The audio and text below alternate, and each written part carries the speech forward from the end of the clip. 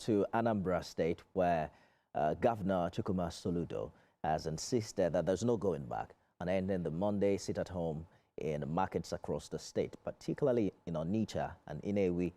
According to Governor Soludo, the state government can no longer tolerate what he called calculated economic sabotage. The governor insists those still observing the sit-at-home order are sponsored by some elements to promote economic sabotage. He emphasized that the closure is a long-term measure aimed at returning economic stability. These places that become of significant economic interest for the state, for the survival of the state.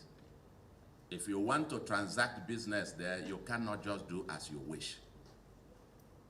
Your activities become central to the survival of the state. And so you can't, if you agree to do business there, I will revoke all the ownership there and you come for a certification. And the terms and conditions must be that you will be open 6 days a week. And if you are not open any day, you must take permission because you are occupying a place of special economic interest. If you don't, I'll take back my shop. We'll revoke your ownership there.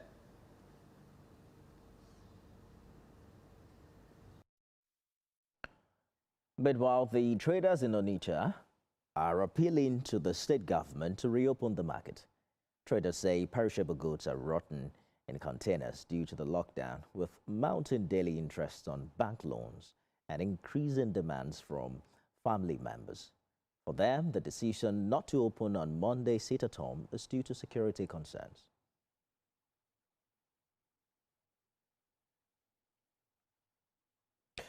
Well, the follow-up that request with protest that needed some security intervention. Let's bring in former Director General Anambra Broadcasting Service, Dr. Chukwuma, for more on this development. Dr. Wara, thank you for joining us on the news tonight. Governor Soludo has described the continued sit-at-home observance as economic sabotage and ordered the Onitsha main market closed for 1 week after traders failed to open this Monday. How effective or justified is this approach in restoring normal business activities without addressing the deeper causes of the sit-at-home compliance?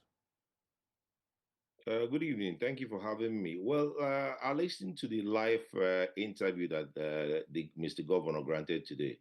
And we heard the governor say that over the past 2, 3, 4 years, government has tried different approaches, tried to dialogue with the traders, but they are adamant. They refuse to open the market on Mondays. And another interesting thing that the governor said was, he said, just this past Christmas, the markets will open on a Monday and the traders will trade. How come suddenly we are now in January, they're closing the markets again? So, which was why he labeled whatever is happening currently as economic sabotage. And I tend to agree with him. Indeed, but the traders have also insisted that they would open their shops if they felt secure. They did say there's little security presence on the route to the market on Mondays.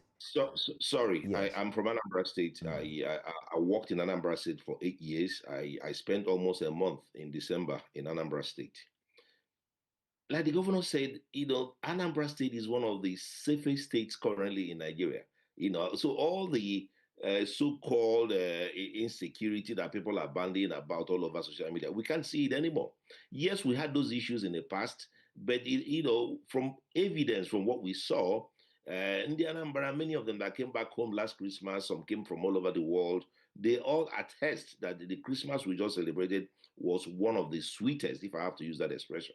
So what I'm saying really is, it appears there are fifth columnists that are trying to, would I say, bring down the economy of the state, bring down by attacking the economy of Onitsha and the economy of Inewi. So it's no longer, if I was the governor, I wouldn't just sit idly waiting, for some solution from the air. So what the state is doing is what the state should do.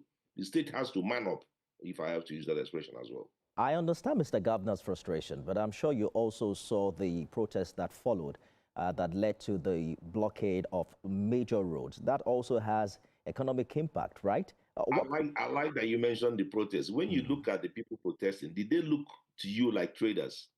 For me, from my analysis from the video, those people look like people that were hired, to come and foment trouble in the state.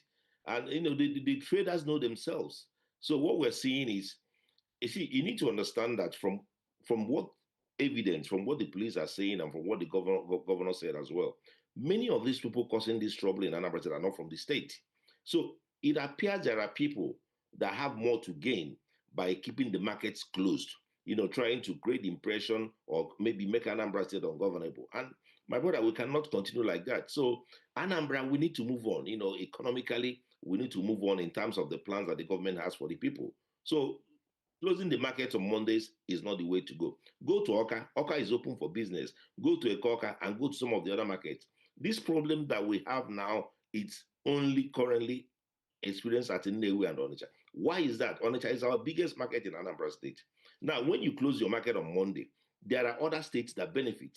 Neighboring states benefit. I don't want to mention names. People leave their countries, Onitsha.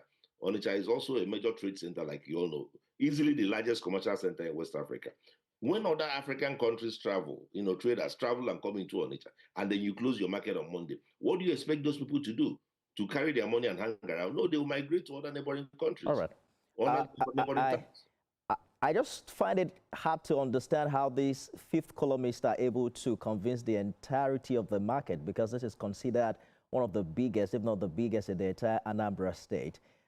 If this strategy doesn't work, what do you consider practical economic strategies that the state needs to pursue now beyond, just a minute, sir, beyond closures and sanctions to be able to revive business and heal investor confidence?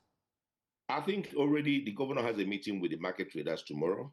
And I hope that from that meeting, there will be some amicable resolution that will come. But what the governor said today in his speech is that the markets will remain closed till Monday. And let the traders also feel the pinch a little bit. The pinch that in Anambra have been feeling. I'm speaking not as a government person. I don't work in government, okay? I belong to a different political party, but I speak as an Anambra, as a stakeholder. And what I'm saying is enough is enough. Let the markets remain open and let the traders trade. So that, today again, I listened to the governor and he gave some examples. Those market women, that will come and sell Ogiri and sell Opaka and sell all this, these are daily pay income earners. And then you close the market. What do you expect them to do? So what I'm saying really is, Thursday, there's a meeting the governor is having with the market traders. And I'm hoping from that meeting, there will be other stakeholders that will be in the market. And these traders will see reason. There's no insecurity or anything disturbing them. It's just that they've gotten used to not opening markets on Mondays. When I worked in Anambra, it was the situation. But I think it's about time now. Things have moved on. And, let's open up our state. Dr. Uchenwora, former DG Anambra Broadcasting Service, thank you for your insight. Thank you very much. We'll return with more stories after this break.